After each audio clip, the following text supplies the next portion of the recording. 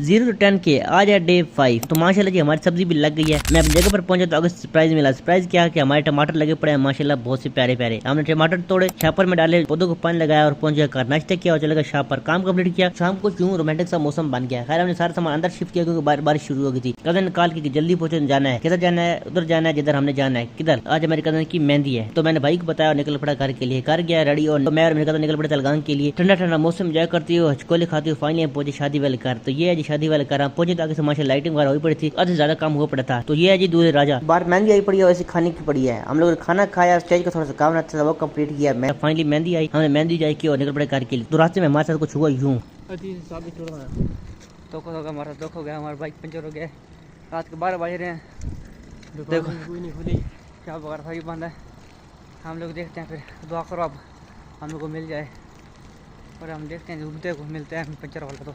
तो मिलते हैं मैं आपको कल, तब तक लाइक एंड सब्सक्राइब कर देना। अल्लाह हाफिज़।